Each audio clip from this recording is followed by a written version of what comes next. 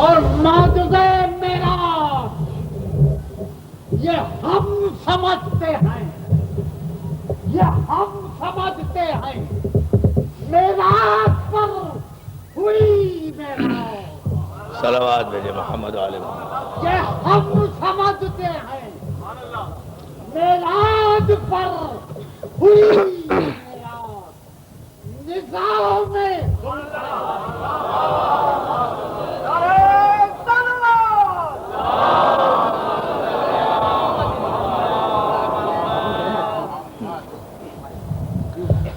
اعوذ باللہ من الشیطان اللعین الرجیم،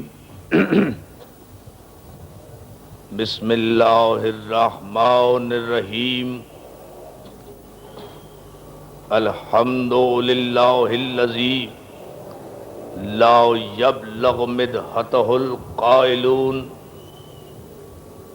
ولا یحصی نعماہ العادون ولا یؤدی حقہ المجتہدون، الذی لا یدرکہ بعد الہمم ولا ینالہ غوث الفتن، الذی لیس لصفتہ حد محدود ولا نعت موجود ولا وقت معدود ولا اجل ممدود، فطر الخلائق بقدرته ونشر الرياح برحمته ووتد بالصخور ميدان أرضه جلت عظمته،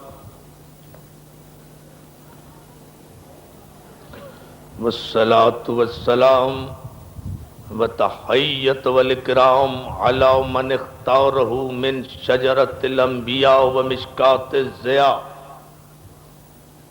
والمنہاج البادی والکتاب الحادی، مولدہ بمکہ وہجرتہ بطیبہ، علی بہا ذکرہ بحجۃ کافیہ وموعظۃ شافیہ، ارسلہ بالدین المشہور والعلم الماثور والکتاب المستور والنور الساطع والضیاء اللامع، سیدنا الممجد المصطفى الامجد المحمود الاحمد ابی القاسم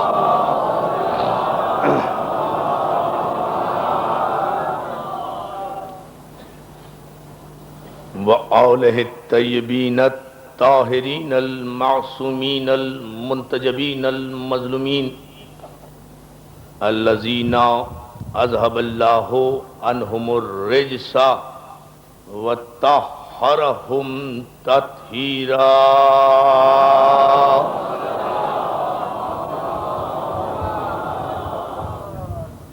اما بعد فقد قال حق سبحانہ وتعالی فی محکم کتابہ الحکیم، وہو اصدق الصادقین، وقولہ الحق، قد جاءکم برہان من ربکم وانزلنا الیکم نورا مبینا۔ صلوات۔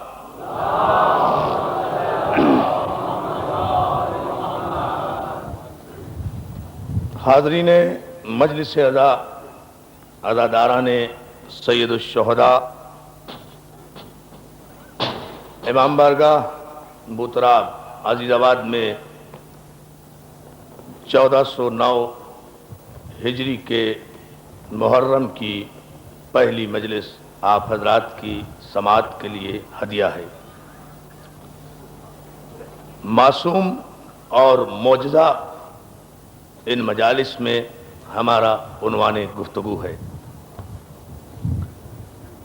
اس عنوان کے تحت انشاءاللہ آج تمہیدی اور ابتدائی مراحل سے گزر کر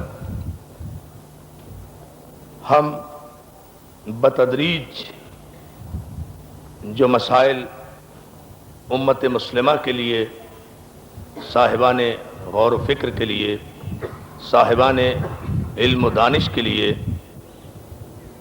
پیش کرنے کی مقدور بھر کوشش کریں گے، وہ یہ ہیں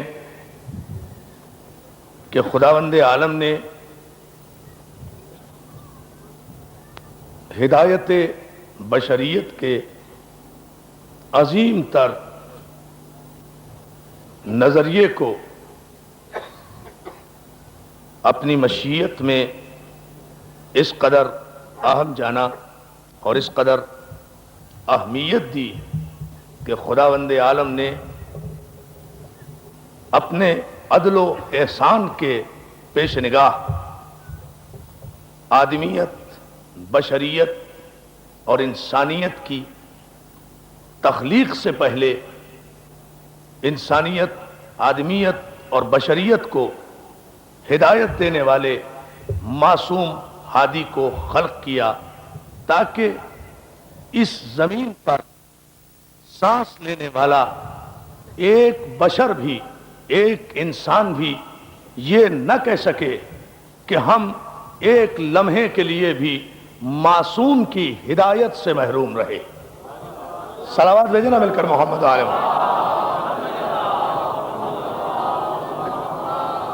یہ مشیت ایزدی میں تھا کہ ایک لمحے کے لیے بھی اس زمین پر سانس لینے والے کسی فرد بشر کو یہ موقع نہ ملے قیامت کے دن کہ پروردگار ہم گمراہ اس لیے ہو گئے کہ ہماری ہدایت کے لیے کوئی معصوم ہادی نہیں تھا، ہماری رہنمائی کے لیے کوئی منصوص من اللہ رہبر نہیں آیا تھا۔ تو جتنے عرصے بعد بھی ہادی آتا اتنے عرصے کی گمراہی کا سارا الزام دامن عدل الہی پر آ جاتا، اور اس کے عدل پر اگر الزام آ جاتا تو اس کی ذات سبحان نہ رکھتی، اور اگر وہ ایک لمحے کے لیے بھی سبحان نہ رہے تو اس کی وحدانیت متزلزل ہو جاتی ہے۔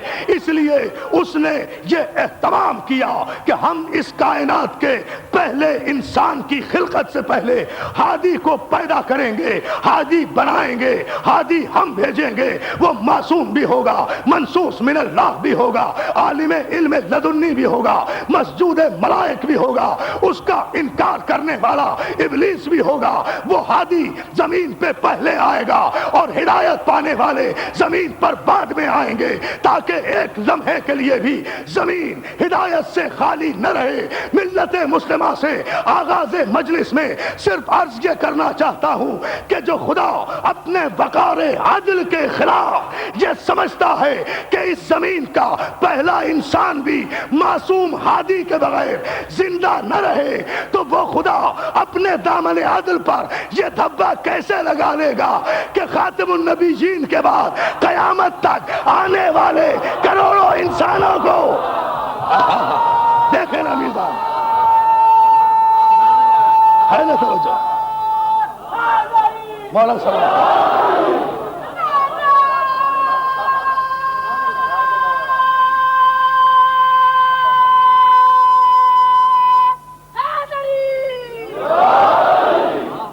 مولا آپ کو سلامت رکھے۔ جو خدا اپنے وقار عادل کے میرے ایک ایک لفظ پر اس تمہید میں توجہ، اگر آپ نے آج ماشاءاللہ جس بیداری کے ساتھ آپ بیٹھے ہیں اور جس جوش ایمانی سے آپ سماعت فرما رہے ہیں، اگر آپ نے توجہ فرمائی تو یقیناً یہ کل کی مجلس سے ہم معصوم کو بھی ڈیفائن کریں گے، معجزے کی حقیقت بھی بیان کریں گے۔ آج تمہید میں اس لیے آدم کے ذکر سے ابتدا کر رہا ہوں کہ گزشتہ 4 برس سے ہمارا طریقہ یہ رہا ہے کہ ہم اس امام بارگاہ میں گفتگو جب بھی شروع کرتے ہیں زمین والوں کے لیے، مگر ان کی ابتدا آسمان سے ہوتی ہے، جو ہے نا عزیزان محترم، اس لیے کہ جتنی ہدایتیں آئیں وہ آسمان سے آئی ہیں۔ ارے توجہ فرمایا، جتنی ہدایتیں آئیں وہ آسمان سے آئی ہے زمین والوں کے لیے۔ کیا زمین سے کوئی ہادی بن کر آسمان پر گیا؟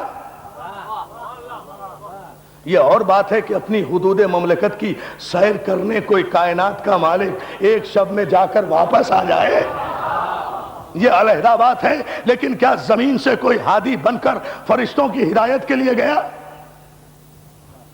کیا آسمان پر کبھی جنگ بدر ہوئی؟ عجیب سے سوالات کروں گا، کیا آسمان پر کبھی جنگ بدر ہوئی؟ کیا آسمان میں کوئی قلعہ خیبر ہے؟ کیا آسمان پر کوئی جنگ خندق ہوئی؟ کیا آسمان پر منافقین ہیں؟ کیا آسمان پر منافقین ہیں؟ کیا آسمان والے آپس میں جنگ و جدال کرتے ہیں؟ کیا آسمان والوں میں کوئی کافر ہے؟ کیا آسمان والوں میں کوئی مشرک ہے؟ کیا آسمان والوں میں کوئی منافق ہے؟ کیا آسمان والوں میں کوئی بدکار ہے؟ کیا آسمان والوں میں کوئی گناہگار ہے؟ کیا آسمان والوں کے لیے کبھی کوئی ضرورت محسوس ہوئی کہ خدا وہاں کے لیے بھی کسی ہادی کو مقرر فرمائے، کسی ہادی کو معین فرمائے؟ عزیزان محترم، کیوں؟ کیا آسمان والوں میں سرخاب کے پر لگے ہوئے ہیں کہ انہیں کسی ہادی کی ضرورت نہیں ہے، انہیں کسی رہبر کی ضرورت نہیں ہے؟ وہ کبھی جنگ نہیں کرتے، کبھی جدال نہیں کرتے، کبھی منافقت نہیں کرتے، کبھی جھوٹ نہیں بولتے، کبھی مشرک نہیں ہوتے، کبھی کافر نہیں ہوتے، کبھی منافق نہیں ہوتے، کبھی نمازیں قضا نہیں ہوتے، نہ ان میں کبھی عقیدے پر جھگڑا ہوتا ہے، نہ ان میں کبھی عمل پر جھگڑا ہوتا ہے، نہ ان میں کبھی نظریے میں جھگڑا ہوتا ہے، نہ آسمان والوں کے فرقے ہیں، نہ ان کے مذہب ہیں، نہ ان کے مکتب فکر ہیں۔ آخر اس کی وجہ کیا ہے؟ عزیزان محترم، آسمان والے ایک دین پر قائم ہیں، قیامت تک گمراہی کی ضرورت اس لیے نہیں ہے کہ آسمان والوں کو صرف ایک امتحان دینا پڑا تھا۔ وَإِذْ قَالَ رَبُّكَ لِلْمَلَائِكَةِ إِنِّي خَالِقٌ بَشَرٌ مِّن طِينٍ فَإِذَا سَوَّيْتُهُ وَنَفَخْتُ فِيهِ مِن رُّوحِي فَقَعُوا لَهُ سَاجِدِينَ، جب میں مٹی سے ایک بشر بنا لوں اور اسے سنوار دوں تو تم سب کے سب سجدے میں گر جانا۔ سارے فرشتوں نے سجدہ کر لیا تھا اس نور پنجتن پاک کو جو جبین آدم میں جلوہ فگن تھا۔ تو اب آسمان پر کوئی شرارت نہیں ہوگی، کفر نہیں ہوگا، منافقت نہیں ہوگی، اس لیے کہ آسمان میں کوئی بادشاہوں کا ماننے والا فرقہ نہیں رہتا۔ آسمان پر جتنے بھی ہیں سب پنجتنی ہے۔ یا علی یا علی، ہے نہیں کوئی مکتب فکری نہیں ہے، کوئی مکتب فکر وہاں نہیں ہے۔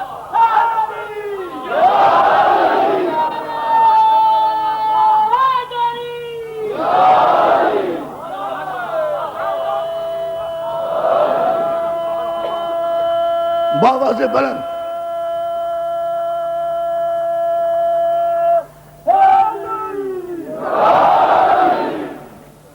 آسمان والوں پر کسی ہدایت کی ضرورت نہیں ہے، اس لیے کہ آسمان والے ہادیان برحق کو پہچان بھی چکے، انہیں سجدہ کر کے تسلیم بھی کر چکے۔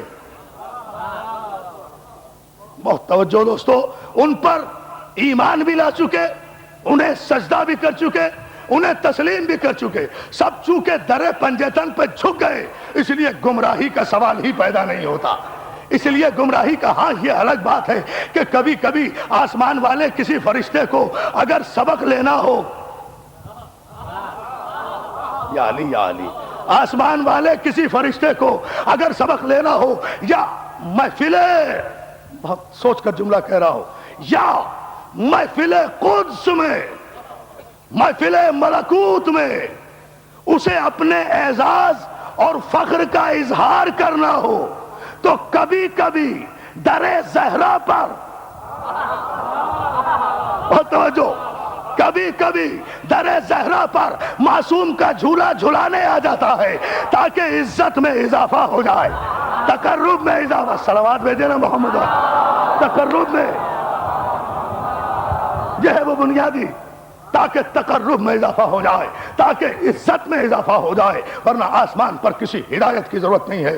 عزیزان محترم، ہم نے گفتگو گزشتہ برسوں میں شریعت اور حکومت پر ہم نے اسی ممبر سے گفتگو کی، ہدایت اور حکومت پر ہم نے اسی ممبر سے گفتگو کی، ہدایت معصوم اور شریعت پر اسی ممبر سے گفتگو کی۔ معصوم قدر مشترک ہے ہمارے ان اشروں میں۔ یہ جو یہ 4 اشرے ہم نے آپ کی سماعت کیے ہیں، اس میں معصوم سے ہٹ کر گفتگو اس لیے نہیں کی کہ راستہ معصوم ہی کا ہے۔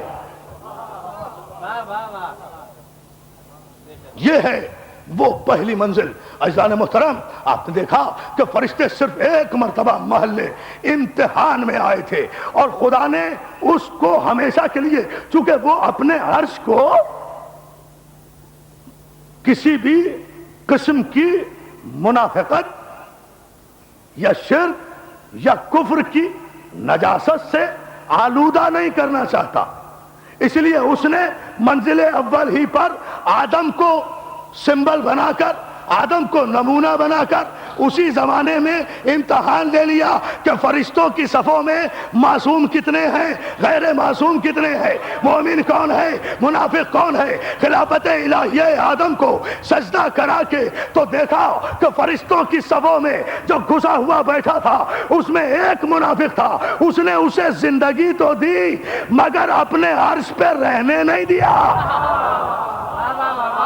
یا علی یا نہیں، آپ نے توجہ نہیں فرمائی جملے پر۔ اس نے اسے زندگی تو دی، مہلت تو دی، بہکانے کی قوت تو دی، لیکن اسے اپنے عرش پر رہنے نہیں دیا، اور یہ سنت جاری کر دی کہ منافق کو کبھی مومن کی صفوں میں رہنے ہی نہ دو۔ توجہ توجہ توجہ توجہ، یہ ہے وہ بنیاد۔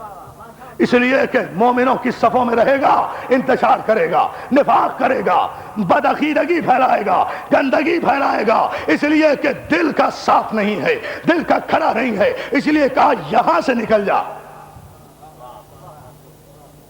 تو جو ہے یہاں سے نکل جا۔ دوستو، آدم کو سجدہ کرانے سے مقصود کیا تھا، مطلوب کیا تھا، کیا چاہتا تھا پروردگار عالم، کیا منشا تھا اس کا، کیا مقصد تھا؟ معصوم کو سمجھیں تو معجزہ سمجھ میں آئے گا۔ اس تمہید میں آخر مقصد کیا تھا، پروردگار عالم چاہتا کیا تھا؟ پروردگار عالم چاہتا یہ تھا کہ وہ منصب ہادی معصوم کا تعین کر دے کہ معصوم زمین پر آ کر نہیں بنتا۔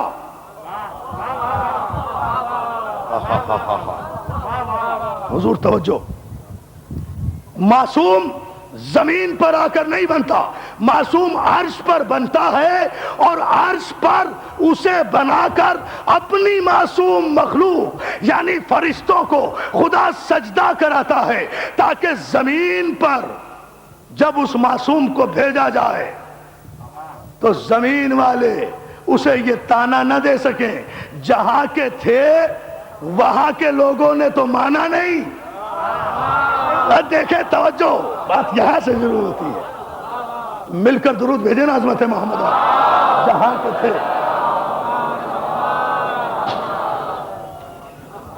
جہاں کے تھے وہاں کے لوگوں نے تو مانا نہیں، انہوں نے تو تسلیم نہیں کیا، انہوں نے تو سجدہ نہیں کیا، انہوں نے تو آپ کا کلمہ نہیں پڑھا۔ آپ زمین پر آ گئے کلمہ پڑھانے کے لیے، اور اطاعت بھی دونوں کی تھی۔ بھئی اللہ حکم دے رہا تھا، ہے نا، حکم تو اللہ نے دیا تھا آدم کے سجدے کا، اللہ حکم دے رہا تھا، سجدہ آدم کو ہونا تھا۔ اگر بغیر سجدے کے آدم زمین پر آ جاتے تو اللہ کے حکم پر حرف آتا، آدم کی حیثیت پر ہو، اور توجہ، اللہ کے حکم پر حرف آتا، آدم کی حیثیت پر حرف آتا کہ اللہ کا حکم نہیں مانا گیا، آدم کی عظمت کو تسلیم نہیں کیا گیا، تو جو اللہ علی کل شیء قدیر ہونے کے باوجود بھی اپنی معصوم مخلوق سے آدم کو سجدہ نہ کرا سکا، اس نے آدم کو بھیج کیسے دیا کہ ہم اس کے کہنے پر اسے سجدہ کریں۔ صلوات بھیجے محمد و آل محمد پر، ہے نا؟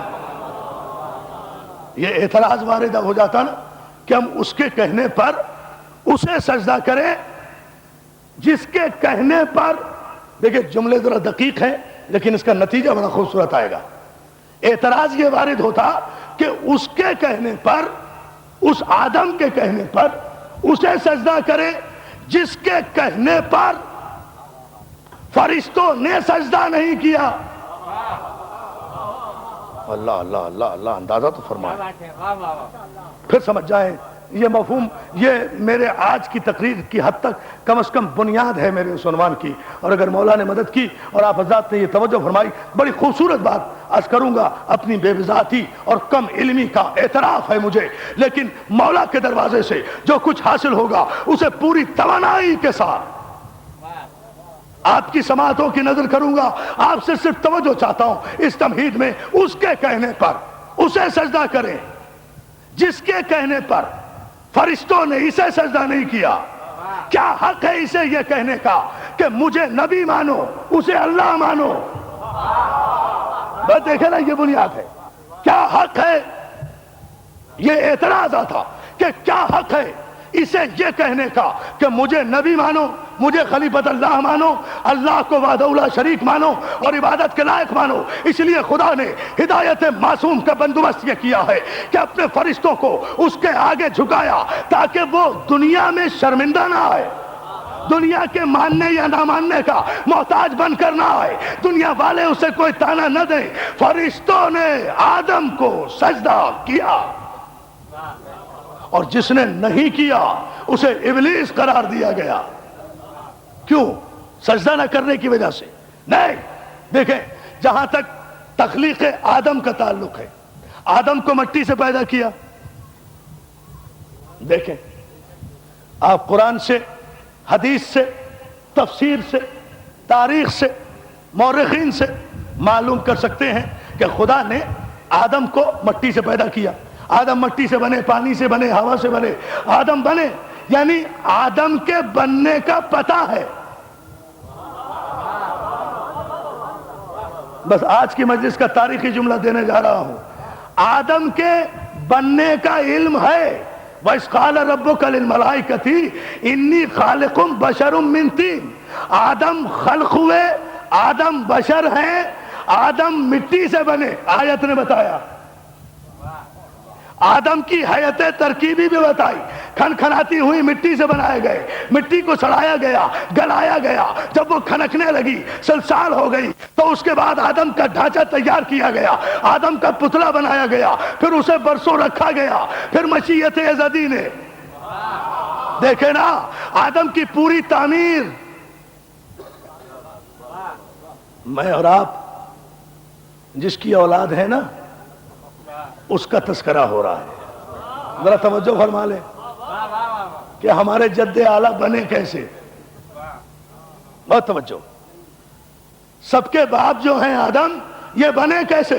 قرآن نے بتایا، ایسے بنے، ایسے بنے، ایسے بنے، یہ عنصر شامل، یہ عنصر شامل، یہاں کی مٹی، وہاں کی مٹی، یہاں کا پانی، وہاں کا پانی، یہاں کی ہوا، وہاں کی ہوا، یہاں کا مزاج، وہاں کا مزاج، یہاں کا خمیر، وہاں کا خمیر، یہ بنا آدم، یہ بنا آدم، یہ بنا آدم، یہ بنا آدم۔ آدم کے بننے کا پورے مجمع کی توجہ مولا سلامت رکھے۔ ان تاریخی اجتماعات کو اس جملے پر توجہ چاہوں گا، آدم کے بننے کا علم 90 کروڑ مسلمانوں کو بھی ہے، کرسچنز کو بھی ہے، یہودیوں کو بھی ہے، اہل ہنود کو بھی ہے، بدھسٹ کو بھی ہے، جو خدا کو مانتے ہیں انہیں بھی ہے، جو خدا کو نہیں مانتے انہیں بھی ہے۔ آدم کیسے بنے؟ علم میں بھی آ سکتا ہے، عقل میں بھی آ سکتا ہے، فکر میں بھی آ سکتا ہے، حافظے میں بھی آ سکتا ہے۔ آدم کے بننے کا علم ہے، آدم کے بننے کا علم ہے۔ خدا نے بتایا کہ آدم کیسے بنے، لیکن جب ایک صحابی رسول نے سرکار رسالت مآب سے پوچھا، مولا آپ نبی کب بنے؟ کہا کنت نبیا وآدم بین الماء والطین، میں اس وقت نبی تھا جب آدم مٹی اور پانی کے درمیان تھا۔ تو آدم اسے کہتے ہیں جس کا طریقہ پیدائش علم میں آ جائے، عقل میں سما جائے۔ معصوم اسے کہتے ہیں جو عقل میں نہ آئے، علم میں نہ سما۔ یہ ہے معصوم، یہ ہے تخلیق معصوم، یہ ہے خلقت۔ اور مولا تمہیں سلام۔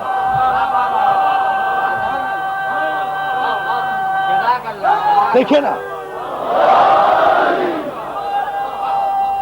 جو ہے مولا آپ کو سلامت کرے۔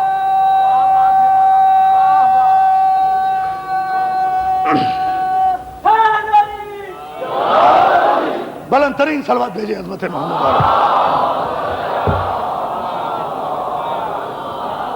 اے نازیدان محترم، یہ ہے آدم کی خلقت، کہ آدم کی تخلیق کا ہر مرحلہ ہمارے سامنے ہے کہ آدم کیسے بنے، نوح کیسے بنے، ابراہیم کیسے بنے، اسماعیل کیسے بنے، سب کا پتا ہے کہ کیسے بنے، لیکن نہیں بتا سکتا تاریخ کا کوئی مورخ، نہیں، چیلنج کر کے کہہ رہا ہوں، نہیں سمجھا سکتا کوئی سیرت نگار، نہیں ثابت کر سکتا کوئی مفسر، کوئی دلیل نہیں دے سکتا کوئی عالم، مفتی، فقیہ کہ یہ محمد و آل محمد کیسے بنے۔ توجہ، قرآن کی ایک آیت ثابت کرو، الحمد سے لے کر والناس تک 114 سورتوں میں 6666 آیتوں میں ایک آیت ثابت نہیں کی جا سکتی جس میں یہ تحریر ہو کہ ہم نے محمد کو ہوا سے بنایا، علی کو مٹی سے بنایا، فاطمہ کو پانی سے بنایا۔ توجہ توجہ توجہ، بھئی گفتگو یوں شروع ہوگی نا، عجیب سا موضوع چھیڑ رہا ہوں، اگر آپ توجہ فرمائیں اس پر، بھئی گفتگو یوں شروع ہوگی، بات یوں ہوگی شادی، دیکھیں نا بھائی صاحب کہ گفتگو یہاں سے ہو کہ آدم کو بنایا، وجہ پتہ ہے، مٹی سے بنایا، پانی سے بنایا، کھن کھنایا، گلایا، سڑایا، پھر ان کا پتلا تیار کیا، ان کا مجسمہ بنایا، پھر اس میں اسے سنوارا، پھر اسے سجایا، پھر اس میں روح پھونکی، پھر وہ مسجود ملائک بنا، پھر اسے جلال الہی سے چھینک آئی، پھر اس نے الحمدللہ کہا، پھر سب نے یرحمک اللہ کہا، پھر اس نے نام بتائے، پھر اس نے کچھ اسما بتائے، اس نے کچھ اسما بتائے، کچھ نے کچھ اسما بتائے۔ اسما ناموں کی جمع ہے، اسم کہتے ہیں ایک نام کو، اسما کہتے ہیں ایک سے زیادہ ناموں کو۔ اسما ہے نا، انبئونی انبئونی، مجھے بتاؤ یہ نام، فرشتوں سے کہا گیا، فرشتوں نے کہا سبحانک لا علم لنا الا ما علمتنا، پروردگار ہمیں تو اتنا ہی علم ہے جتنا تو نے ہمیں عطا کیا ہے۔ تو ارشاد ہوا یا آدمو انبئہم باسمائہم۔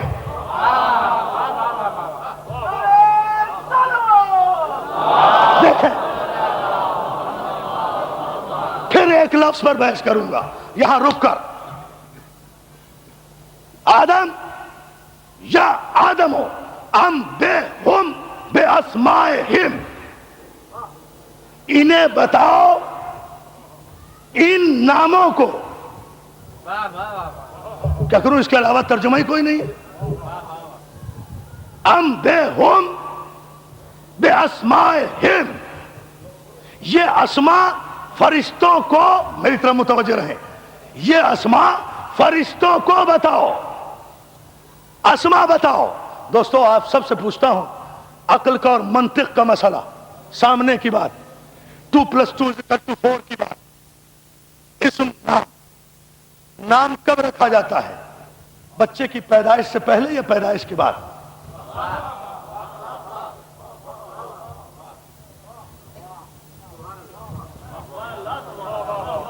میں تو سمجھ رہا تھا کہ آپ بہت دور تک جائیں گے اس مسئلے کو سمجھتے ہوئے، لیکن آپ نے نہیں توجہ فرمائی تو مجھے تھوڑی سی اس کی ڈیٹیل بتانا پڑے گی۔ بھئی نام کب رکھا جائے گا؟ جب بچہ پیدا ہو جائے گا تو نام رکھا جائے گا، اس لیے کہ پیدائش سے پہلے تو غیر معصوم اتنا جاہل ہے، غیر معصوم تو اتنا جاہل ہوتا ہے کہ وہ بچے کا نام بھی نہیں رکھ سکتا، اس لیے کہ اس کا علم تو یہ بھی نہیں کہ یہ تعین کر سکے کہ لڑکا ہے یا لڑکی ہے، تو نام کیا رکھے؟ توجہ ہے نا عزیزان محترم؟ ایک جملہ اس کے ساتھ ساتھ دے رہا ہوں، یہ غیر معصوم کا علم ہے جسے اپنے ہی صلب سے آئے ہوئے بچے کا یہ علم نہیں ہو سکتا کہ مذکر ہے یا مؤنث ہے، لڑکا ہے یا لڑکی ہے۔ یہ معصوم ہے، یہ معصوم کی شان ہے کہ جس نے اعلان کیا میں وہ علی ابن ابی طالب ہوں جو ماں کے رحموں میں جنین کی پرورش کرتا ہوں، پرورش کرتا ہوں، غذائیں دیتا ہوں۔ نہیں، دیکھیں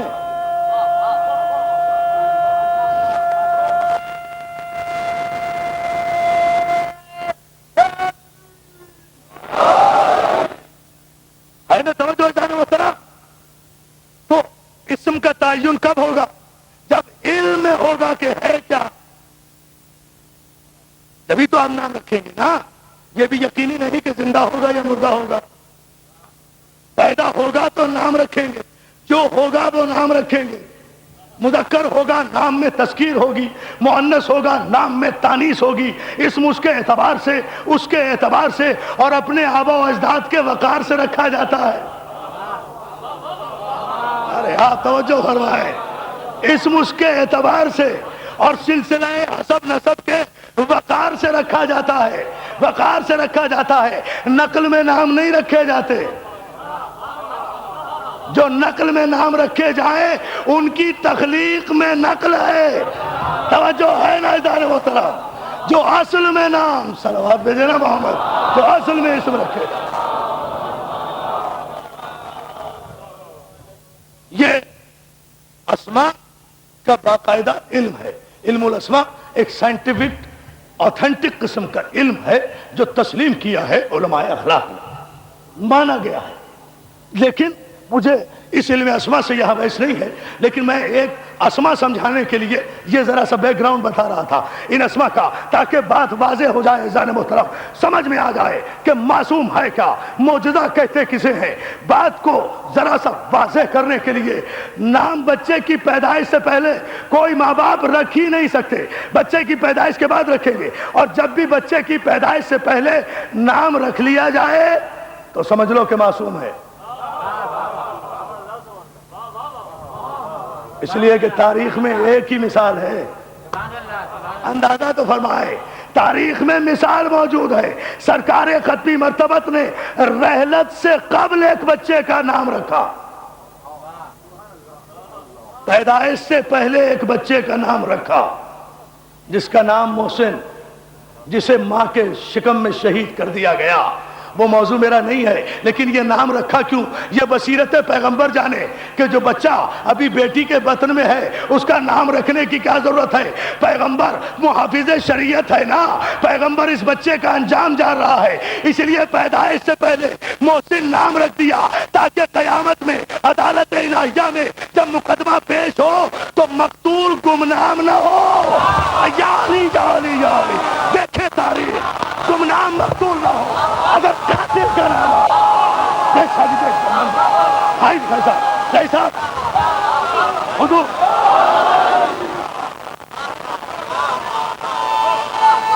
نہ ایسے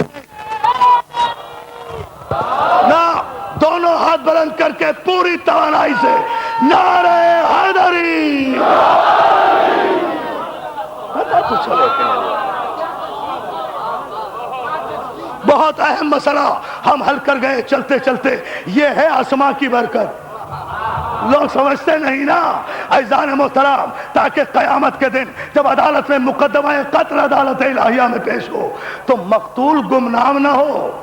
مقدمہ کمزور پڑ جاتا ہے اگر مقتول کا کوئی نام نہ ہو، قاتل کا نام ہے، مقتول کا بھی نام ہو۔ یا علی یا علی یا علی۔ اچھا اب آپ صلوات بھیج دیں محمد علیہ، ہے نا توجہ؟ تو دوستو عرض یہ کر رہا تھا اس موضوع کو یہیں سے چھوڑتے ہوئے، کل اس کی تشریح انشاءاللہ عرض کروں گا۔ یہ وہ مقام فکر ہے کہ جس پر ملت کو غور کرنا چاہیے کہ یا آدمو انبئہم باسمائہم، آدم یہ اسماء انہیں بتاؤ، یہ اسماء انہیں بتاؤ، تم بتاؤ انہیں اسماء۔ نام ہوتا ہی جب ہے جب وجود پہلے ہو، نام ہوتا ہی جب ہے جب وجود پہلے ہو، تو تسلیم کرنا پڑے گا کہ یہ اسماء موجود تھے آدم سے پہلے۔ اس مسئلے کو ہم بہت بحث کر چکے ہیں، اس کی تفصیل میں نہیں جائیں گے، اعادہ نہیں کر رہے، ایک اشارہ کر کے آگے گزر جائیں گے۔ یہ اسماء موجود تھے، یہ انوار پنجتن موجود تھے۔ آدم کی زبان نے خود بتایا، الہی الہی الہی انت المحمود، ھذا محمد انت الاعلی، ھذا علی انت فاطر السماوات والارض، ھذا فاطمۃ انت قدیم الاحسان، ھذا حسن انت المحسن، ھذا حسین۔ ٹھیک ہے نا، یہ مسئلہ آپ کا سنا ہوا ہے۔ آدم نے یہ نام جاری کیے، یا علی یا علی، اور فرشتوں نے سجدہ کیا۔ اب کوئی فاصلہ نہیں ہے، سجدے میں اور ان ناموں کے اختتام میں زبان آدم پر ان ناموں کے اختتام میں اور فرشتوں کے سجدے میں کوئی فاصلہ نہیں ہے. جس نے نہیں کیا وہ راندہ درگاہ ہو گیا. تو عرض یہ کر رہا تھا عزیزان محترم، جو آدم سے پہلے ہو، میں شام انچولی کی ہر مجلس میں عرض کر رہا تھا 5 بجے کی مجلس میں کہ نہیں بتا سکے. سیرت نگاروں نے کہا کہ نور محمدی کائنات کی تخلیق سے 6000 برس پہلے، 12000 برس پہلے، 14000 برس پہلے، 16000 برس پہلے، 24000 برس پہلے، حد ہے 32000 برس پہلے. یہ ہے تاریخ کے لفظ. 32000 برس پہلے، 16000 برس پہلے نور محمد کائنات الہی میں جلوہ تھا. یہ سب نے لکھا، متفقہ ہے مسئلہ، اس پر بحث نہیں کرتے. سرکار ختم مرتبت کی عظمت بتانا چاہتے ہیں کہ تھا، اور میں کہتا ہوں انہیں ہونا چاہیے تھا. یہ 26000 بھی آپ نے اس لیے تعداد لکھ دی کہ کون گنے گا 26000 برس کو. اور 26000 برس بھی ہماری دنیا کے نہیں، عالم نور کے 26000 برس، جہاں کا ایک برس 1000 برس کا ہوتا ہے. اب کریں تعین، بیٹھے کوئی اکاؤنٹنٹ، لگائے کمپیوٹر، نکالے حساب. 26000 برس پہلے کائنات کی تخلیق سے نور محمد، میں نور محمد تک ہوں عالم اسلام کی توجہ کے لیے. آگے وہ خود بخود اپنے آپ کو منوا لے گا، لیکن میں متوجہ کرنا چاہ رہا ہوں ذہن ملت مسلمہ کو. 26000 برس، ایک برس 1000 برس کا. اتنے عرصے پہلے کائنات میں یہ نور تھا. یہ آپ کی قلمی اور علمی مجبوری ہے میری جان، مورخین کی قلمی اور علمی مجبوری، کہ جب وہ سن و سال کا تعین نہ کر سکے تو انہوں نے کہا یا 16 یا 24 یا 26، یا 16 کہہ دیں جائز، یا 24 کہہ دیں جائز، یا 26 کہہ دیں جائز. میں یا علی کہہ دوں ناجائز. اور جو ہے نا جانا مطلب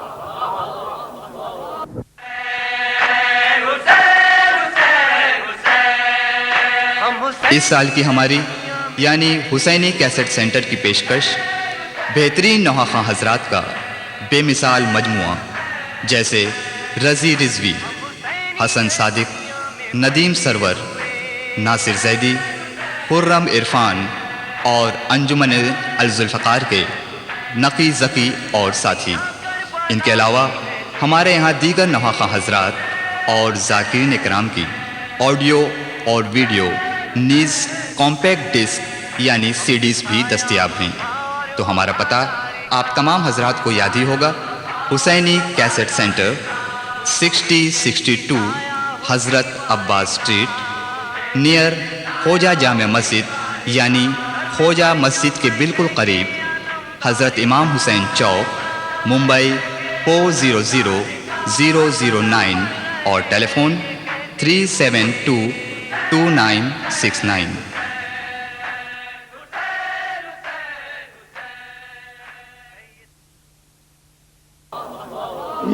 یہ ذرا شاہ جی نے تھوڑی حرکت کی تھی، میرا ارادہ نہیں تھا. بلند آواز سے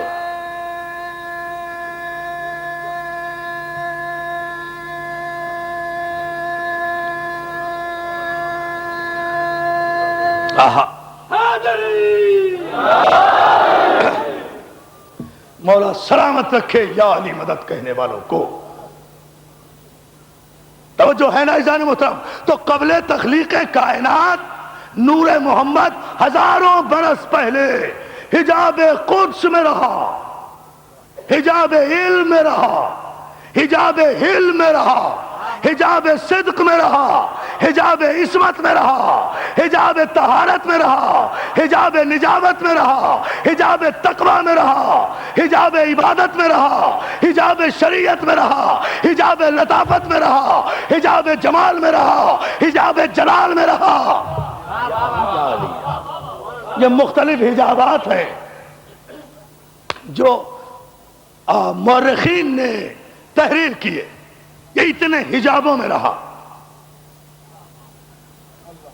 میں کہتا ہوں کہ اچھا اگر یہ 26,000 برس پہلے تھا، چلیے میکسیمم جو آپ نے رکھا ہے ہم اسے مان لیتے ہیں. موضوع ہے معصوم اور معجزہ. معجزہ کہتے ہیں اس مظاہرہ قدرت ربانی کو جس کو سمجھنے سے انسانی عقول عاجز آ جائے.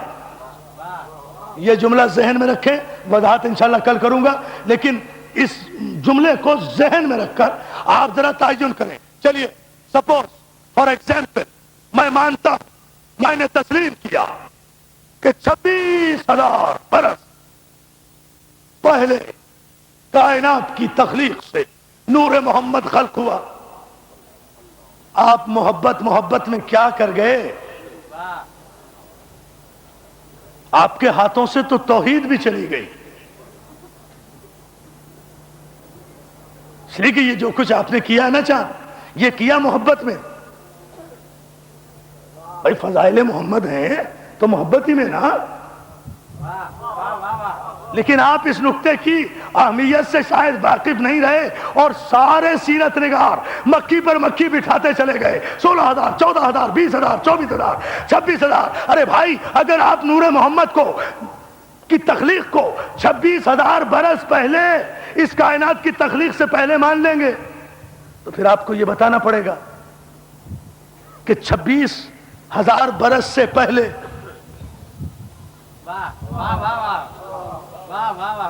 وہ معبود تھا یا نہیں.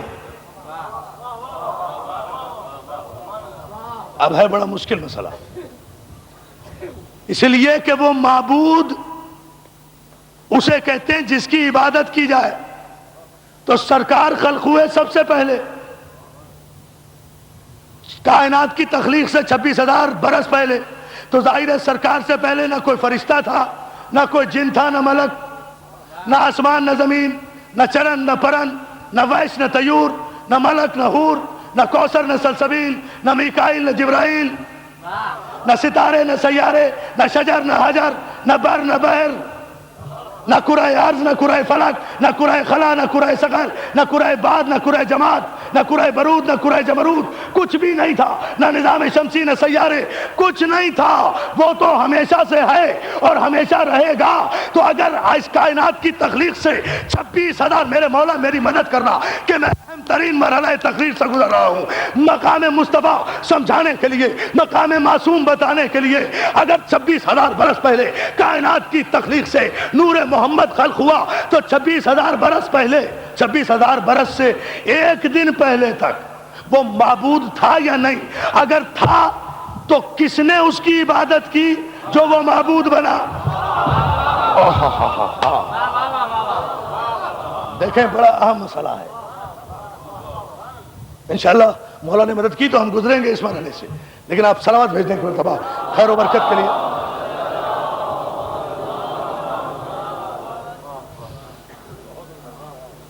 بھی دیکھیں نا، اگر ہم اس کوئی اسپیسیفک پیریڈ کا تعین کر لیں گے، ڈیفینٹ ٹائم کا، کہ اس وقت تو محمد تھا، چلیے اس سے پہلے تو خدا تھا. اور خدا اگر ایک لمحے کے لیے بھی معبود یا مسجود نہ رہے تو خدا نہیں. بھائی وہ جب سے ہے تب سے معبود ہے، یہ ہے ایمان.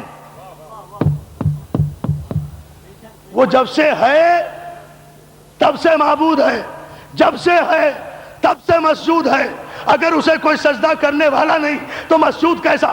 اس کی کوئی عبادت کرنے والا نہیں تو معبود کیسا؟ تو خدا کے لیے رسول پاک اور معصوم کی عظمتوں پر قلم اٹھانے والوں، معصوم کی عصمت و طہارت کی حدود کا تعین کرنے سے پہلے اتنا سوچ لیا کرو کہ کہیں توحید تو خطرے میں نہیں ہے. یا علی یا علی، کہیں توحید تو خطرے میں نہیں ہے. کوئی تعین نہیں کر سکتا کہ یہ انوار مقدسہ کب سے ہیں، اس لیے کہ جہاں تعین کریں گے اسی سے ایک دن بعد میں آپ کو توحید کی معبودیت کا تعین کرنا پڑے گا. بات وحدانیت پر آ جائے گی تو پھر اس تاریخی اجتماع میں احتیاط سے باب مدینہ علوم رسالت سے بھی لینے والے عرفان حیدر عابدی کو یہ جملہ کہنے دیجئے کہ میں یہ تو نہیں کہتا کہ معصومین اہل بیت میرے 12 امام 14 معصوم میرے پنجتن پاک یہ نہیں کہتا کہ اس وقت سے ہیں جب سے خدا ہے، لیکن یہ ضرور کہوں گا کہ جب سے وہ ہے تب سے اس کی مشیت میں نور اہل بیت منزل عبودیت پر سجدہ کرتے ہوئے موجود ہے. نعرہ حیدری.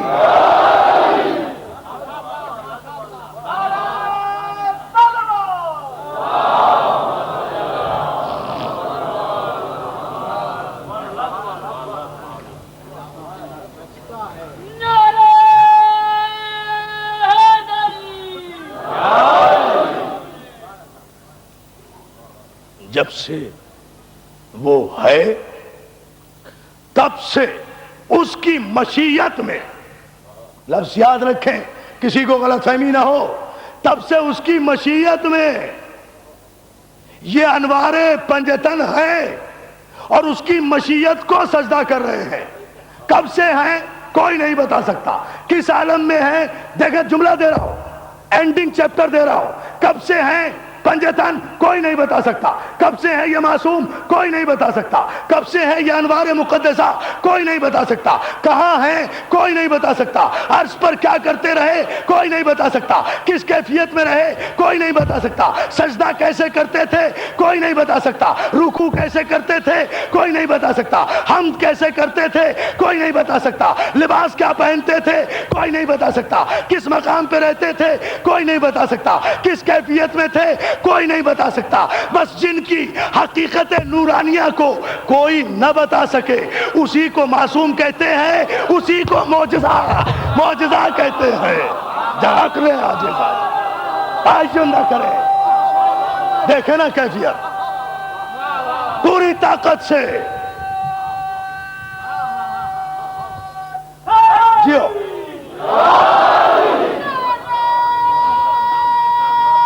دیکھیں نا یہ کیفیت ہے.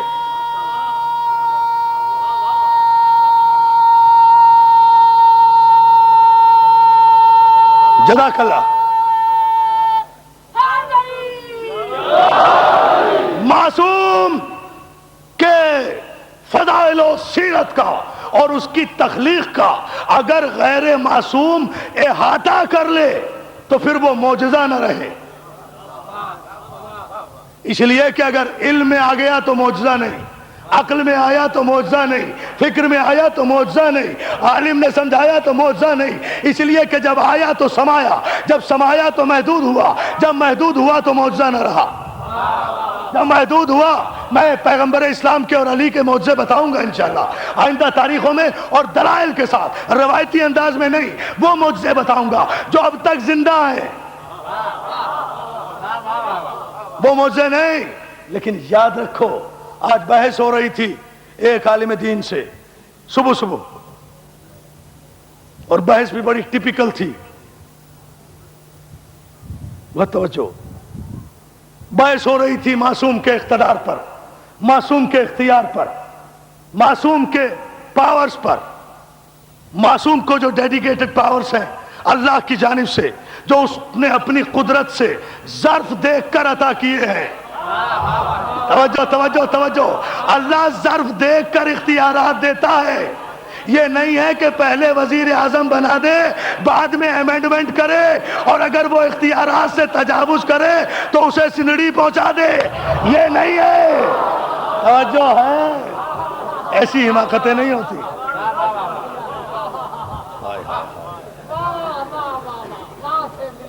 صلوات بھیجنا محمد علیہ محمد.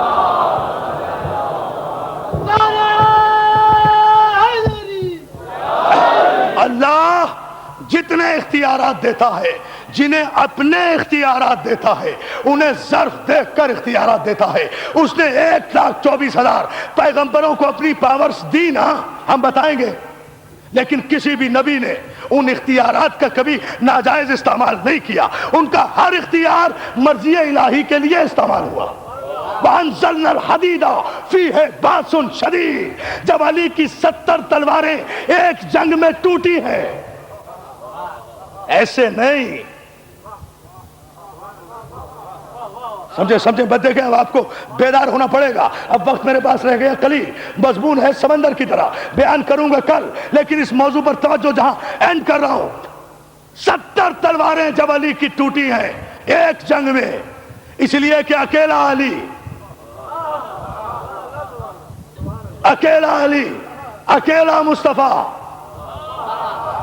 گڑھے میں گرا ہوا، وہ مصطفیٰ جس کی نبوت پر 1,24,000 معصوموں کی نبوتیں ٹھہری ہوئی ہیں، وہ گڑھے میں گرا ہوا اکیلا علی کبھی ایک صف کو الٹتا ہے، کبھی دوسری صف کو الٹتا ہے، کبھی فضا میں تیر قلم کرتا ہے، کبھی جانے والے دوستوں کو بلاتا ہے، آ جاؤ مرے نہیں.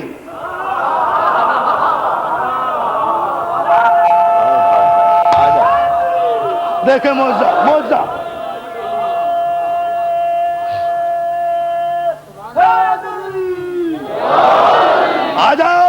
آ جاؤ. میں جنگ نہیں پڑھ رہا ہوں، صرف ایک جملے کے لیے یہ پس منظر بتا رہا ہوں. آ جاؤ مرے نہیں، یعنی جب شیطان کے کہنے پر سارے کلمہ پڑھنے والوں نے یہ سمجھ لیا کہ نبی مر جاتا ہے.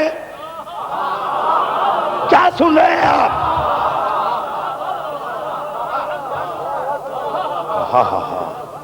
میں اپنے سارے مسلمان بھائیوں کے لیے یہ جملہ کہہ رہا ہوں. جب شیطان کے کہنے پر، بھائی مولا سلامت رکھے آپ کو، جب شیطان کے کہنے، یہ کس نے کہا کہ نبی مر گئے سب سے پہلے؟ کیا ہو گیا آپ کو؟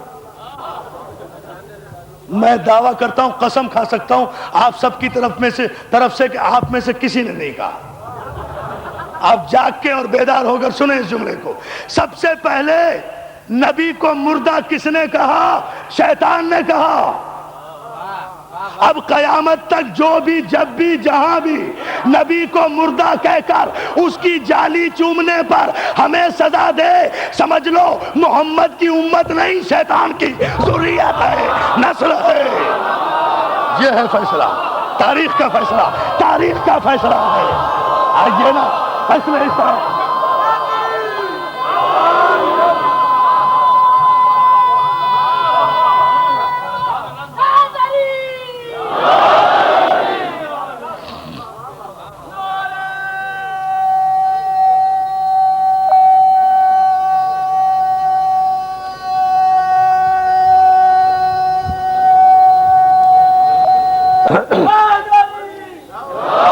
اس زمانے میں، خیر پھر کسی وقت اس کی تفصیل، اس زمانے میں شیطان نے کہا محمد مر گئے، لوگوں نے یقین کر لیا، واپس چلے گئے.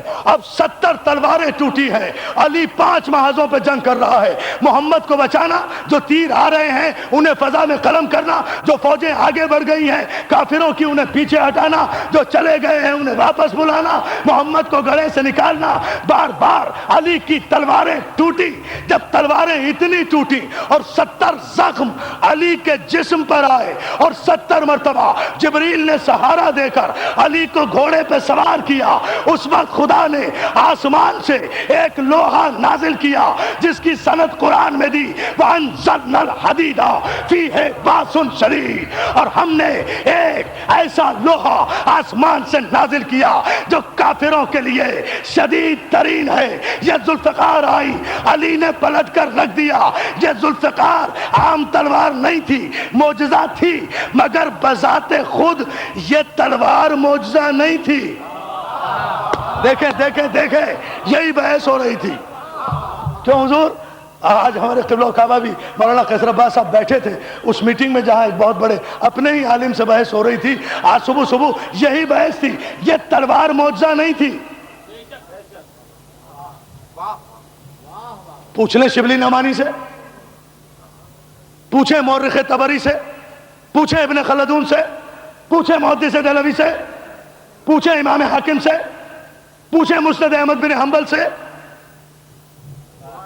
کہ یہ تلوار بذات ہی معجزہ نہیں تھی، صاحب اعجاز کے ہاتھ میں آئی تو معجزہ بنی۔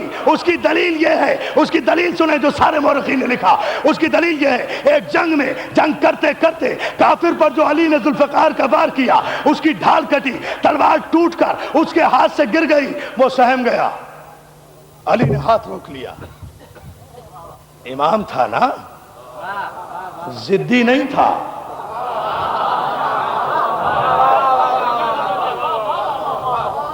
جب دشمن کمزور پڑ کے ہینڈس اپ کر دے تو امام ہاتھ روک لیتا ہے۔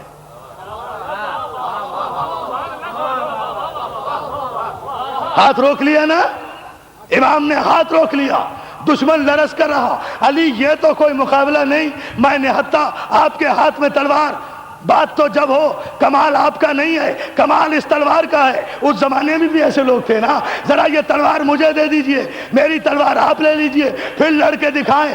علی نے ذوالفقار کو اچھالا، ذوالفقار کو اچھالا، یہ لے تلوار تو لے لے۔ اب وہ تلوار گری نیچے، کافر نے اٹھانا چاہا، ایک ہاتھ سے اٹھانا چاہا، نہیں اٹھا، دونوں ہاتھ لگائے، تلوار نہیں اٹھی، جھک کر اٹھانا چاہا، تلوار بمشکل تھوڑا سا اوپر اٹھی، سر سے اوپر نہ جا سکی، گھبرا کر تلوار رکھ دی۔ کہا علی یہ تلوار تو اتنی وزنی ہے جو مجھ سے، توجہ، آج کی تقریر کا تاریخی اور آخری جملہ اپنے کلیجے کی پوری طاقت سے آپ کے ثبوت کر رہا ہوں، کہا یہ تلوار تو یا علی مجھ سے اٹھتی نہیں۔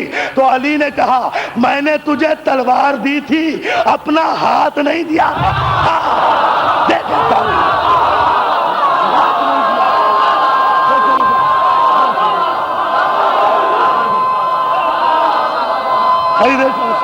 بھائی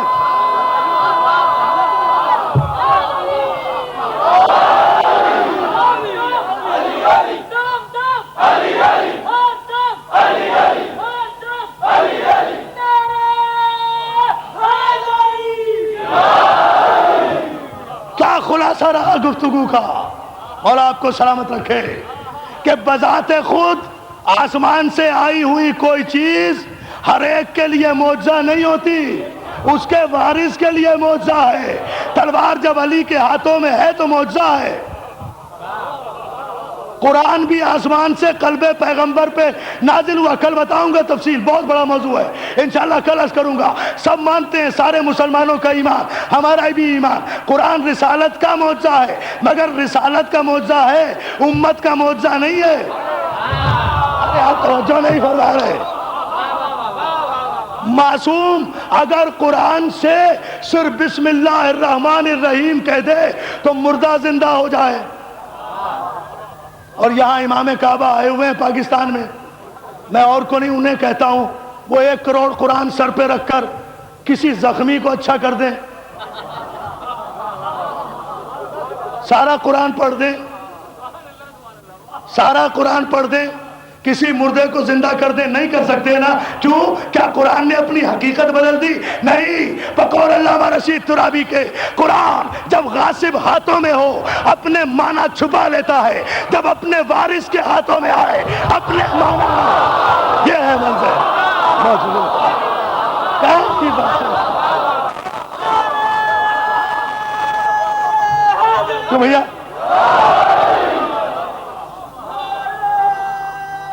معجزہ،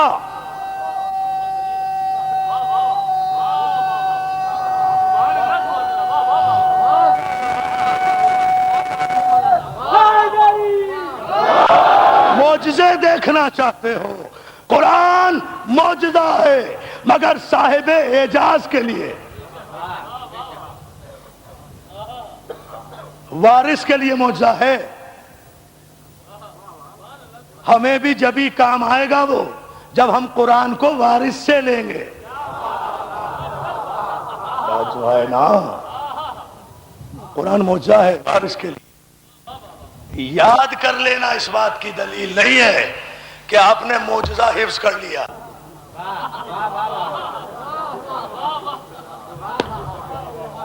عجیب جملہ ہے، نہ سمجھیں آپ، معجزہ حفظ نہیں ہوتا۔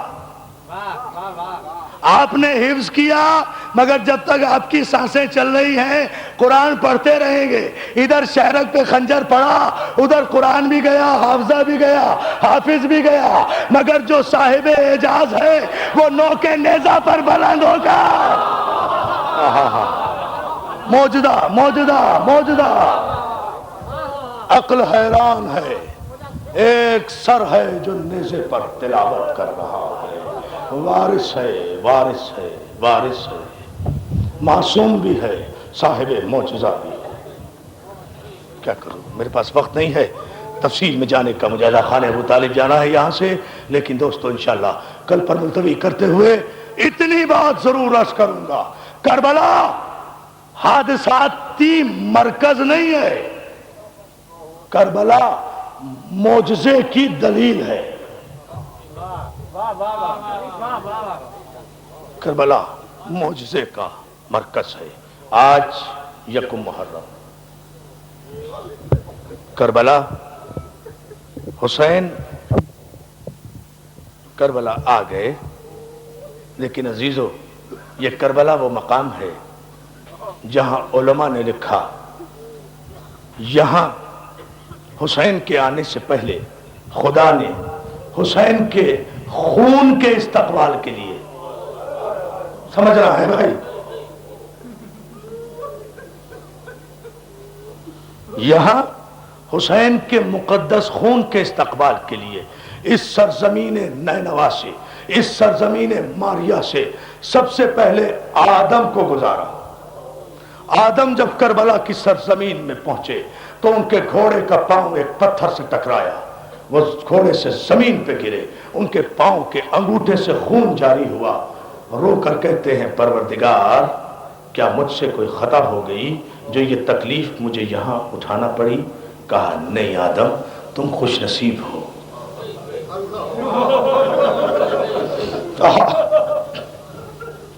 آدم رنج نہ کرو، کبیرہ خاطر نہ ہو، تم خوش نصیب ہو، اس لیے کہ ہم نے اس زمین پر تمہارے پاؤں کا خون لیا ہے جس زمین پر زہرا کا خون بہے گا. ہم نے چونکہ اس زمین کی مٹی کو سجدہ گاہ بنانا ہے، اس لیے چاہتے ہیں کہ یہاں مقدس خون گرے. آدم یہ سرزمین ماریا ہے، یہاں صبر کی منزل سے گزر جاؤ. آدم کہتے ہیں پالنے والے کس کا خون بہے گا یہاں؟ کہا اسی کا خون جس کے نام کی برکت سے تمہاری توبہ قبول ہوئی تھی. ہاں، اسی پنجتن کی آخری فرد کا خون جس پنجتن کا نور تمہاری پیشانی میں چمکا تھا اور تمہیں فرشتوں نے سجدہ کیا تھا. پالنے والے کیسے مارا جائے گا؟ کہا بے غسل و کفن مارا جائے گا، تیروں تلواروں سے مارا جائے گا، بھوکا پیاسا مارا جائے گا. علماء نے لکھا آدم نے گریبان چاک کر 3 مرتبہ کہا واہ حسینہ، واہ حسینہ. تو اے آدم کی اولادو، حسین کا ماتم تمہارے باپ آدم نے سب سے پہلے کیا.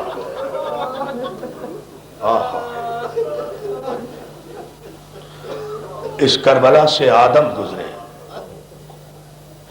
اس کربلا سے نوح گزرے. نوح وہ نوح کہ جس کو ہمیشہ ایک قریے سے دوسرے قریے میں اس لیے جانا پڑتا تھا کہ اس کی امت اسے پتھر مارا کرتی تھی. وہ نوح جب کربلا سے گزرا اس کی بھی پیشانی پر ضرب آئی، اس کے بھی لہو جاری ہوا. اس نے بھی پوچھا مالک یہ لہو کیوں جاری ہوا؟ کہا اس سرزمین سے گزر رہا ہے. ایک پتھر کا شکوہ کر رہے ہو نوح، ایک پتھر کا. عجیب سے مصائب پڑھ رہا ہوں، کربلا کا تعارف ہو جائے، مولا آپ کو سلامت رکھے. ایک پتھر کا شکوہ کر رہے ہو نوح، یہاں تو میرا حسین اتنے پتھر کھائے گا کہ بہن کو بھی پہچاننے میں دیر لگے گی کہ بھائی کا لاشا کہاں ہے. جزاک اللہ، جزاک اللہ. ہاں رونے کی فصل آ گئی ہے، رونے کا موسم آ گیا ہے. شرمندہ ہونے کی ضرورت نہیں ہے. گھٹ گھٹ کے نہ رو میرے بھائی، رو ایسے جیسے زینب چاہتی ہے. اس ادا خانے میں فاطمہ زہرا ضرور آئی ہوں گی تم سے پرسہ لینے کے لیے، پرسہ دو جی بھر کے، تمہیں کوئی روکنے والا نہیں ہے۔ عزادارو جملہ سنیں گے آپ، اس کربلا سے جو تیسرا معصوم گزرا اس کا نام اسماعیل تھا۔ اسماعیل بھی جب اس کربلا کے میدان میں پہنچے، انہیں بھی اذیت ہوئی، انہیں بھی تکلیف ہوئی، انہیں بھی زخم آیا، ان کی بھی بھیڑوں اور بکریوں نے فرات سے گزرتے ہوئے رونا شروع کر دیا۔ اسماعیل کے نوکروں نے چاہا کہ ہماری بھیڑیں فرات پہ پانی پی لیں۔ عزادارو اسماعیل کی بھیڑوں اور بکریوں نے فرات پہ پانی نہیں پیا۔ اسماعیل نے پوچھا پالنے والے، میں بھی زخمی ہوا، میرے بھیڑیں بھی پانی نہیں پی رہی، یہ کون سی پرہول جگہ ہے؟ کہا بھیڑیں کیسے پانی پی لیں اسماعیل، یہاں محمد کا نواسا 3 دن کا پیاسا۔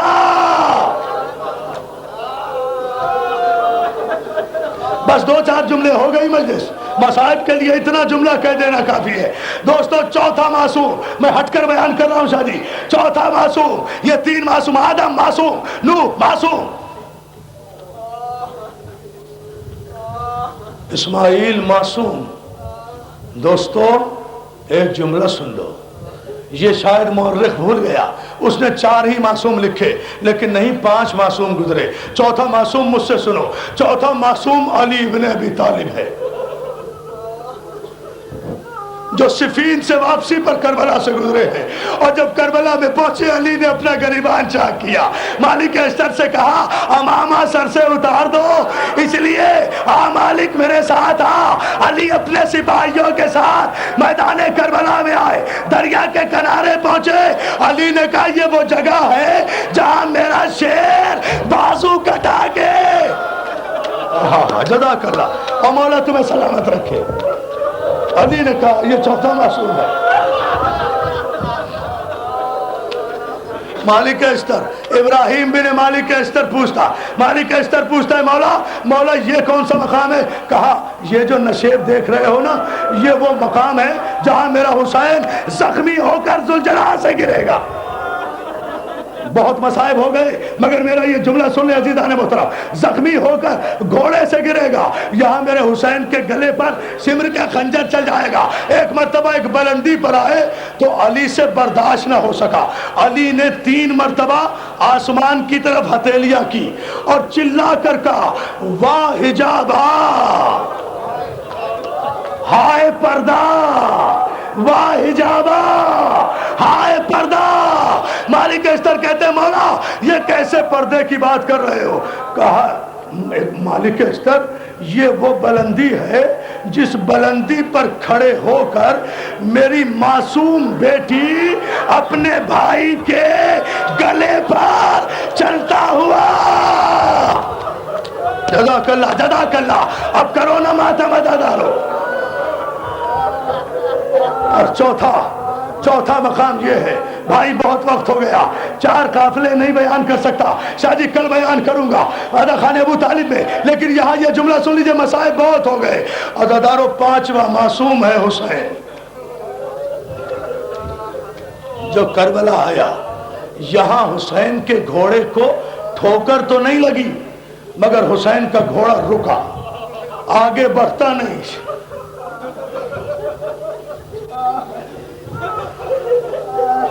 نکلے دوستو، آج محرم کی پہلی تاریخ ہے، اجڑ گیا مدینہ، ہو گئی بے چراغ، اجڑ گیا مدینہ، ہو گئی بے چراغ قبر رسول، رخصت ہو رہا ہے حسین، ماں کی نبی کی قبر پر آئے، اور علماء نے ایک جملہ لکھا جو میں نے آج تک نہیں پڑھا، پہلی مرتبہ پڑھ رہا ہوں۔ علماء نے لکھا کہ جب روضہ رسول کی ڈیوڑی پہ حسین پہنچے تو آہستہ آہستہ پہنچے، مگر جب قبر نبی پہ نظر پڑی تو حسین دوڑ کر قبر سے لپٹ گئے، اس طرح جیسے کبھی دوڑ کر رسول کی پشت پہ سوار ہوتے تھے، حسین ایسے دوڑے، قبر کو آغوش میں لے کر کہا اللہم ھذا قبر نبیک محمد، پروردگار یہ تیرے نبی محمد کی قبر ہے، وَنَبْنُ بنت نبیک اور میں تیرے نبی کی بیٹی کا بیٹا ہوں، میں تیرے نبی کی بیٹی کا بیٹا ہوں، میں تیری نبی کی بیٹی کا بیٹا ہوں،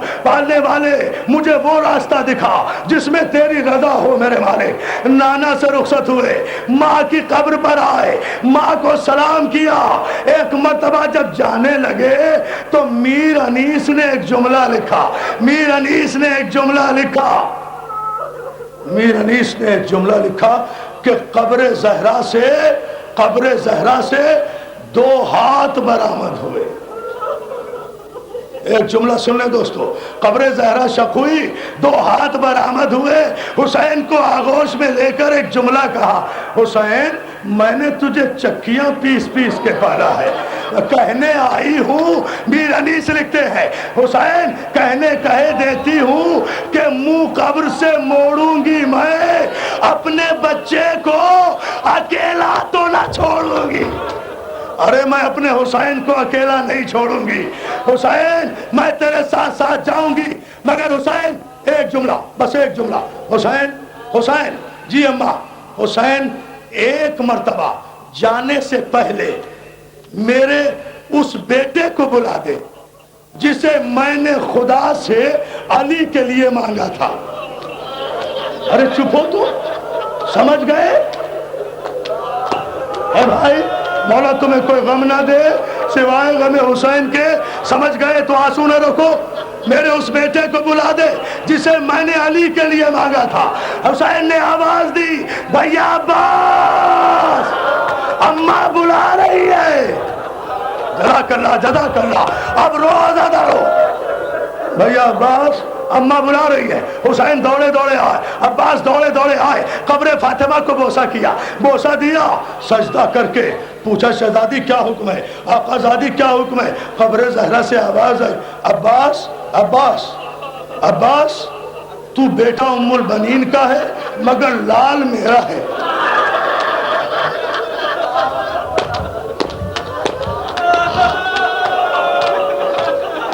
ہاں یہی حق ہے رونے کا، کیا قیامت کی مجلس ہو رہی ہے، میرا لال ہے، شہزادی میں غلام کا عباس، فاطمہ زہرا تیرے رسول کی بیٹی ہے، بس اس کی ایک بات یاد رکھنا، جب تک تیرے بازو سلامت ہے میری زینب کا پردہ، میری زینب کا پردہ، میری زینب کا پردہ تیرے حوالے۔ عباس لرز کر کھڑے ہو گئے، قافلہ روانہ ہوا۔ بس 2 جملے عزادارو، 2 جملے، آپ رو رہے ہیں اس لیے میں 2 جملوں کا اضافہ کر رہا ہوں، مجلس ہو گئی قیامت کی، جملہ سن لو۔ قافلہ روانہ ہوا، قافلہ روانہ ہوا عزادارو، قافلہ ہوا روانہ۔ ایک مرتبہ عباس نے زہرا کی حویلی کی طرف مڑ کے دیکھا تو فاطمہ صغریٰ عصا کا سہارا لیے ہوئے، کمر جھکائے ہوئے قافلے کے پیچھے پیچھے آ رہی ہے۔ عباس نے آواز دی، آقا حسین قافلہ روکیے، صغریٰ ڈیوڑی سے باہر آ گیا۔ عباس کی زندگی میں کوئی بیوی، جزاک اللہ، حسین پلٹے، اکبر آئے، عباس آئے، گھوڑے سے اترے، حسین نے بیٹی کو گلے سے لگایا، صغریٰ جی بابا بیٹا ہم تو تمہیں منع کر آئے تھے، تمہیں لینے کے لیے بھیجیں گے، مہلت اگر وقت نے دی اکبر کو ضرور بھیجیں گے۔ اکبر آگے بڑھ کے، میرے جوانوں جملہ سنو، اکبر بہن کی پیشانی پہ پیار کر کے کہتے، صغریٰ وعدہ رہا تیرے بغیر صحرا نہیں سجائیں گے۔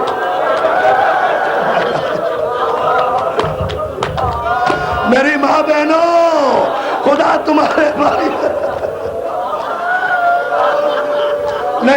نہیں بھیا میں آنے کے لیے نہیں آئی، بھیا میں جانے کے لیے نہیں آئی، بھیا بابا واللہ قسم لے لو میں جانا نہیں چاہتی، جو میرا نصیب، اب میرے بس میں مصائب نہیں ہے، یہ جملہ سن لو مجلس ختم کر رہا ہوں، جو میرے نصیب۔ صغریٰ کہتی ہے بابا میں جانا نہیں چاہتی، ایک مرتبہ مجھے اصغر سے ملا دو، سن لیا جملہ، ایک مرتبہ مجھے اصغر سے ملا دو بابا۔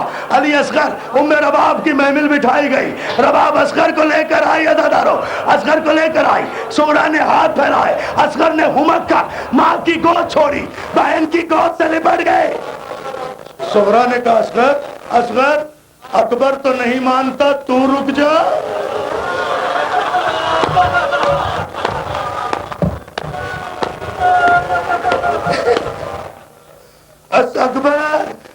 نہیں مانتا میرے بھائی، تم رک جاؤ، میں تیرا جھولا جھولا لوں گی اصغر۔ اکبر بہن سے لپٹ گئے، ایسے لپٹے کہ جدا نہ ہوئے۔ رباب نے گود میں لینا چاہا، اصغر نے صغرا کی گود نہیں چھوڑی۔ زینب نے ہاتھ پھیلائے، اصغر نے گود نہیں چھوڑی۔ اکبر نے ہاتھ پھیلائے، اصغر نے گود نہیں چھوڑی۔ ایک مرتبہ قیامت آ گئی، صغرا کا رنگ پیلا پڑ گیا۔ جب امام زمانہ، جملہ سنو، جب امام زمانہ ہاتھ پھیلا کر صغرا کی طرف بڑھے، صغرا پیچھے ہٹی، ہٹ کر کہتی ہے بابا دینے سے انکار نہیں کرتی مگر زبردستی نہ لینا۔ اگر اصغر خود آ جائے تو بابا ضرور لے جانا۔